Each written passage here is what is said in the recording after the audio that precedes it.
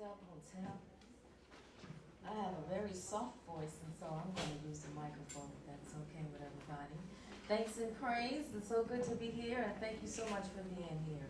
I'd like to give thanks and praise to, first of all, my parents, Baba and Nana. I'd like to give thanks and praise to our ancestors, to my family ancestors, to our community ancestors. I'd like to give thanks and praise to the African Ancestral Chamber for putting this event on. Sister Linda spoke about the need for institutions and communities and learning. Well, here we are. Yes, sir. Here we are. Thanks and praise. I'd also like to give thanks and praise to two specific ancestors, that being Hurricane Irene Parker and also Sister Joyce Rainbow Branch. And I give them honor and praise because those two sisters walked with me and were also instrumental in creating a vision that I'm going to share with you today, which has to do with, as our illustrious presenter just before me spoke to, but raising our energy.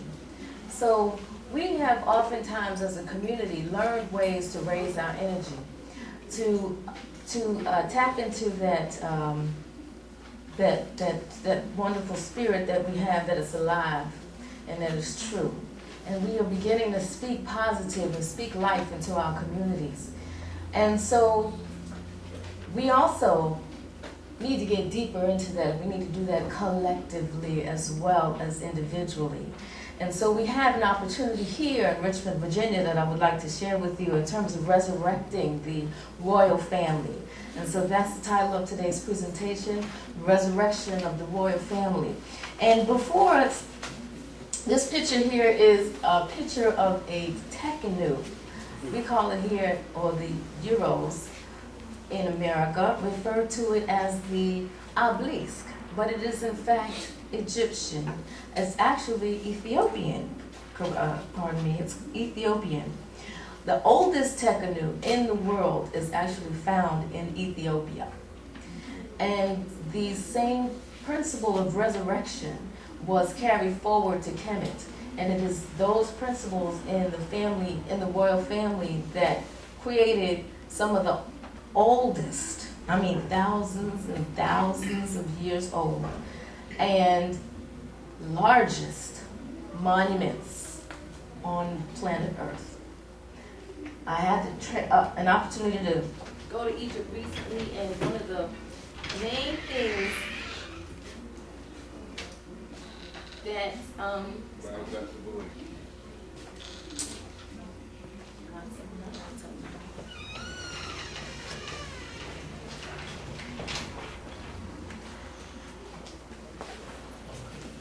well, as it gets that together, one of the main things that really struck me, one of the main things that struck me most, I've been a student of Africa, I can say, all my life. I was blessed to have those kind of parents. But when I went to see one of these things in life, and they themselves are not so big, but one of the things that struck me in the monuments was like, even though we've seen them and we've heard and we've talked about them, the fact that they are the largest and the oldest and they're ours in the world doesn't get enough recognition. So what I'd like to do today is to present some images to you. Sister Linda spoke about the power of images. Brother Akebelon spoke about symbols and the things that we see. So what I'd like to do today is show you some images. And in those images, if we apply the images in terms of a vision, and then we have our life force, and we go through a ritual or trance as they call it, what we get is spiritual realization. And that's the thing that we're doing here. We're trying to lift up community spirit and move things toward our real vision. We want to gain a sense of empowerment so that we're mentally equipped to deal with the things that we need to do to unlock those keys of the DNA and remember our living legacy. One of the things that we must realize is that we're not makers of history, but we are made by history. That's a quote from Martin Luther King in 1964. So what I want to do in the next few slides is just sort of share some of that history and where we've come. 1957, Brother Nkrumah, Kwame Kuma, his quote when Ghana gained its independence was, "For whatever, backward never." The picture that is here is very recent. It's a picture from July of this year.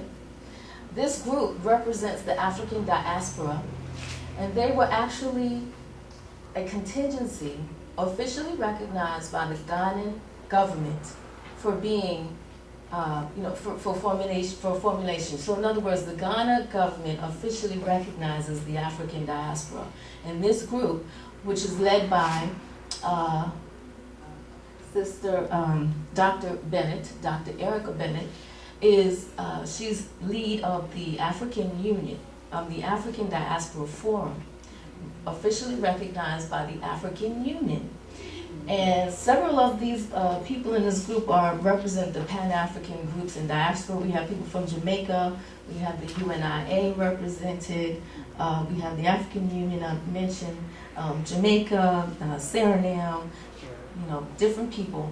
And so this is the past, and here we are coming forward to the present. Next slide. Justice is a product of education. Anybody know whose quote that is? Haile Selassie. This is a picture on the left-hand side of the largest tekenu in the world, the oldest, I apologize, that I was referencing at first. That was in Ethiopia. We all know that Haile Selassie gave land or granted land to any persons from the diaspora who wanted to repatriate. This picture here is from Shashamane just last year. And it's a picture of brothers again from the diaspora, some brothers from Antigua, St. Vincent, London, US, all reflected here in this photograph. That's 1966. Justice is a product of education, and I want you to remember that quote, especially as we come to the Egyptian building where it is that we're going. This picture, this obelisk, is probably the largest in the United States. Everybody recognize that. It is the Washington Monument. So we, thanks to Tony Browder, loud and proud, we know where it's coming from. This is a picture in 2007 of an Ethiopian celebration, which was a huge deal. I wish I had known about it as it was occurring, but I didn't. In 2007, the Ethiopians have basically come back and recognized their heritage and history. And to kick off their new millennium celebration in 2007, and one of their values is, one of their sayings related to the event is values, traditions, and history to the younger generation. So we're going to move things right on through.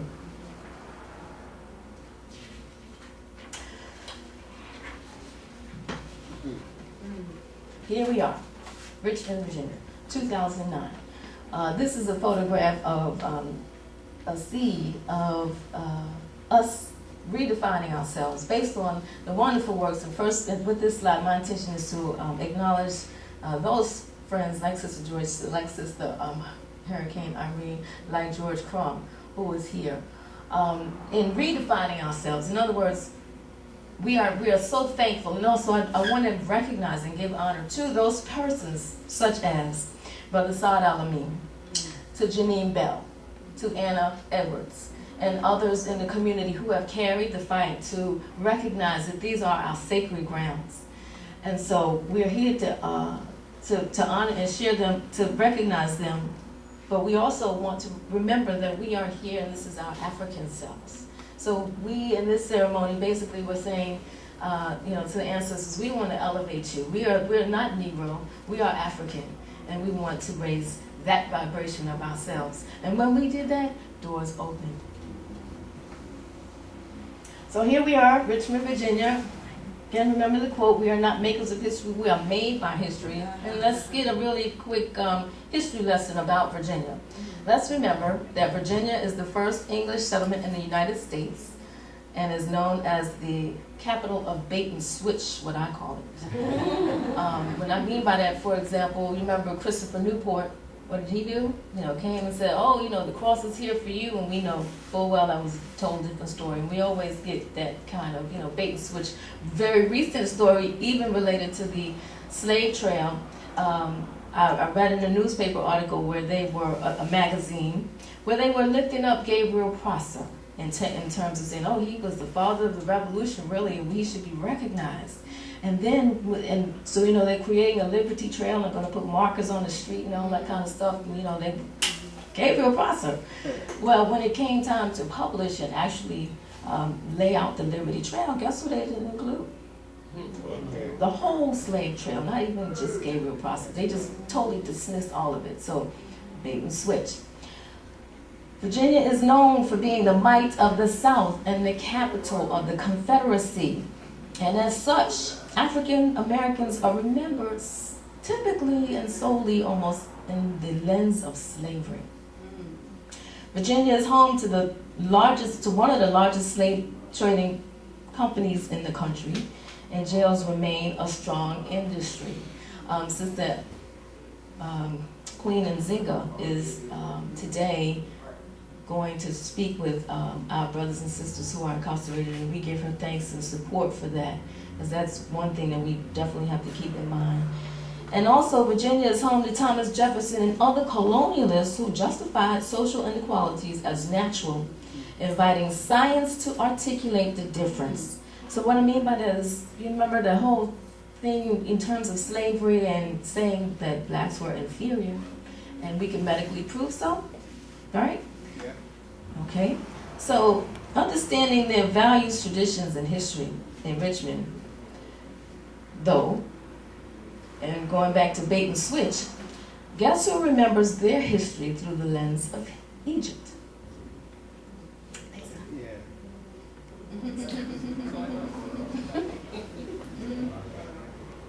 The Euros remember their history through the lens of Egypt. That's right. The Bible that we've spoken about, all elements of Egypt. This is a picture of the Egyptian Hall, which is in Europe. This is representative of a trend, a whole European trend when Napoleon went through in the 1800s. And when we do history, we have to remember the years, the time frames. 1800s, there was a lot going on. 1800 was about the year that Gabriel Prosser decided no more slavery. 1800 was the year that down in Haiti, they've said, we're done with that too. And in the 1800s, these kind of facilities were being built all over the country. And what they were doing in these facilities is extracting and just stealing everything that they could from Egypt, just plundering, just total, 1, 2, 3 people. They were putting their names, they would etch their names on Egyptian tombs and temples, and then extract everything that they could out of it. And here in Richmond, we have this building here, the Egyptian building. This is a part of the Egyptomania. Built in 1834, it was created specifically for the purpose of medical research. And guess who? That's right, it was located specifically, and it was noted in the newspaper that they located this facility here because of the large number of black bodies for anatomical research. Next. So what's the most important issue in Richmond? And today, we're in today's times now. What is the largest industry in the city of Richmond? Oh, wait, first this slide. I didn't see this slide. Okay. Going back to Egyptomania and European reference back to us, what do they want to do to us? These are cemeteries here in the city of Richmond. And if you notice, the Taurus is just everywhere, just all around. Probably every cemetery you ever went to, anybody passed away around the 1800s. But it's not just recent. I've seen, Taurus all the way up to like 1945. Lots of them. And then this here, anybody know what this statue is? Where this is? Hollywood Cemetery, Confederate Soldiers Pyramid. And it's huge. It towers. I think it's maybe 80-something feet. It's a huge deal. Next slide, please. So this is just to give you a little bit of reference. Click the button. Give some movement. Yeah, okay. But what I want to show you here is where we are. Many of us are already familiar where the burial ground is, which is 95 North Corridor and Broad Street. And next slide. And what I really want to bring your attention to is the close proximity of certain things. So we talked about the colonials and the colonial proximity. I want your attention up there to the historical marker, which is of the Confederate Museum. I want you to notice where the Confederate Museum is. I want you to notice where the Egyptian building is. And these institutions are very old. Okay, they're block to block. And go back one more slide. I don't know if I'm going to be able to see it because I just thought about it to show you. It's not on this map, so never mind. But I want you to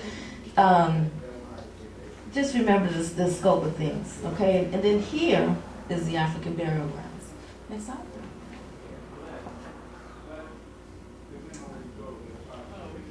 Just animation. All right. What is the largest industry in the city of Richmond? Anybody know? Healthcare. It is actually healthcare. This is a recent article in the Richmond Times-Dispatch, April 2012. And if you notice,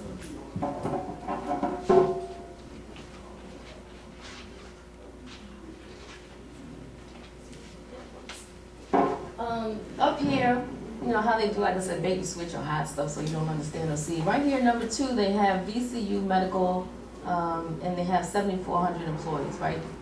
VCU Health, 79,025 employees. And then, though, they have an asterisk with, you know, a little description. So here's the asterisk and here's the description. And it says the VCU Health Systems number does not include 6,082 full-time equivalent employees.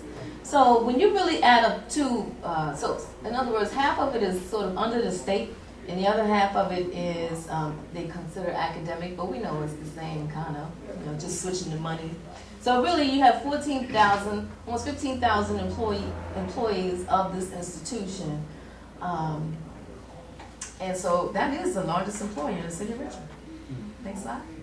So what kind of implications does that have for us? If it's health, you know, they want to make us think it's finances, capital, but it is really health.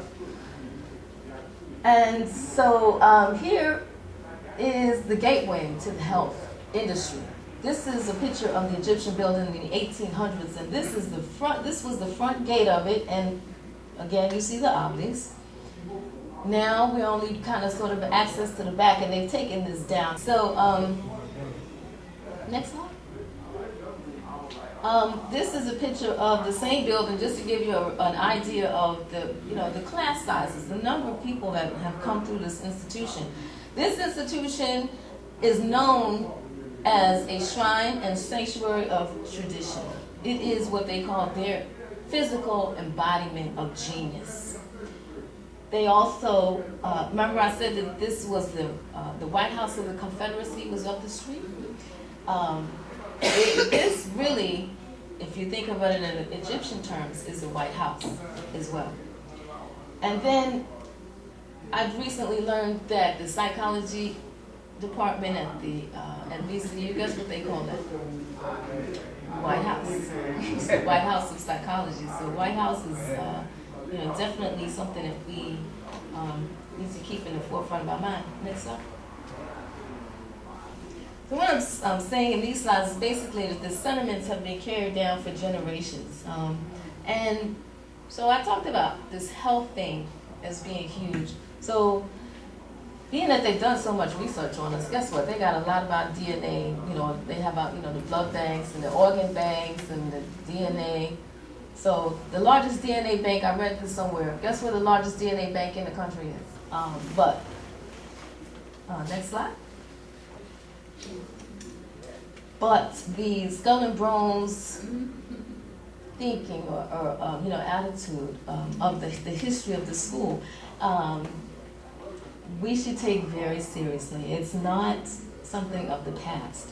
This Skull and Bones newspaper was started when the school started back in 1800s, and guess what? The school newspaper is still called Skull and Bones. So, like I said, we have to think in terms of, you know, our bodies and our DNA and raising our energy and, you know, just this is us. Next slide. really us. So when we think in terms of science, you know, I was talking about the Egyptian home back in the 1800s, and they're looking at mummies and stuff. Guess what? This just occurred. This is a recent article where MCV acquired 25,000 images of Amennet. So we have to reclaim our black bodies. You know, we can you imagine Thomas Jefferson sitting on the table like that, and they just dissecting and going on, taking 2,500 images and, you know, looking and peeking, and, or, you know, or George Washington. Can we imagine that? So how can we imagine it for our own ancestors? This is our ancestor. She's Egyptian, and she was one of those documented, taken back from England, as a matter of fact. But a bunch of them went through. You know the stories of the mummies. How they used to use them for dust and medicine and all kind of things. Next slide. This is an article, very recent. He was addressing the African Union in South Africa, and he talked about the need, the time for Africans to reclaim the black body. Well, the black body is not the one sitting on the table. The black body is me and you. Yeah. The black body is the one that's incarcerated. Mm-hmm. The black body is the one in the womb. The black body is the young man in every school that we need to touch. You know, the black body is us. It is community, and it's time for us to reclaim ourselves. So, ancestral storms. This is a photograph of ancestral storms. I brought this over here because I had it on Facebook, and it just generated so much energy. It's something I created because it's ancestral storms. It says, children of the sun were overshadowed by the darkness of slavery only for a while in history. Ancestral storms, leadership and storms cleared the unforgiving landscape, and Africans began to regain their strength and love needed to change the world. One of the first storms that we had to change the world was that of Gabriel Prosser. Mm-hmm. They say that Gabriel Prosser was not successful in his revolution, but I would disagree, because we're standing here still honoring him and continuing forward his works. This storm was Gaston back in 2004. What you don't see here is all of the pavement that was underneath all of these cars at the time when the Sacred Reclamation Project was in the process of just saying that, you know, MCV need to get these cars off the asphalt, and there was all of this resistance to the fact. Well, guess what? The ancestors came through and they moved that stuff right on out the way. And so we've got to honor the ancestors. We have got to, and this circle up here, yeah, it was a terrible situation. Y'all remember it was a mess, and nobody said anything, but we knew, because guess what? And it was actually Sister Irene that brought it to my attention. This hurricane, August the 30th, occurred on the same day that Gabriel Prosser was moving forward with his initiatives and activities. So they were speaking to us at that time. This picture, I didn't even know I had. I know I had this picture, and I was looking at the devastation. That's why I had the picture, because I used to work in the area, and I'm always going down there looking at stuff. But somebody told me, actually Brother Kevlon here, that you used to be able to see the Egyptian building from the highway. And I said, really? And he said, yeah. So I went back in my archives and I said, well, look at there. That's it for real. Because if you can see that piece of concrete right here. Taurus. Right here, this is the highway. This is 95, and it runs all the way through there. So as you can see, the Egyptian building was prominent in the culture, but they kind of hidden it up, and we just didn't see it. We weren't paying attention to it. Some of us knew it was there. Next slide. So the Egyptian building, what is it? The Egyptian building is fashioned after a temple in Egypt known as the Temple of Edfu. The Temple of Edfu, this is a picture of the Temple of Edfu. Next. It was dedicated to Heru, who is in Egyptology one of those who battles good over evil. And you can see, like, it's prominent on the temple here. You see him? He's fighting us. He's fighting that stuff. He's fighting the energy there. He's making sure that good overshadows evil. So, next slide. The Egyptian building, the everything about it really, not everything, but you know, there are a couple of key elements that are congruent to those that you see in Egypt. For example, the Badet, which is a symbol of know thyself. It's also a symbol of raising the spiritual energy, as Sister Linda spoke about earlier. And then the columns and everything, very similar.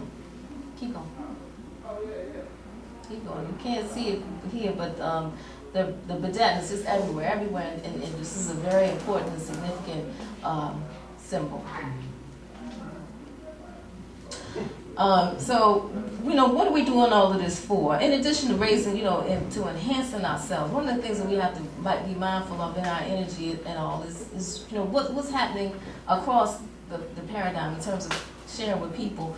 And this was a rendition of what the mummy that I showed you about, Sister Tayamin Net. This is what they say she looks like. And I've been to a couple of museums lately, and every time they finish with an Egyptian rendition, this is what it looks like. And when I go to the archives and museums of what, you know, actually what occurs, this is what we look like. So we really must know ourselves.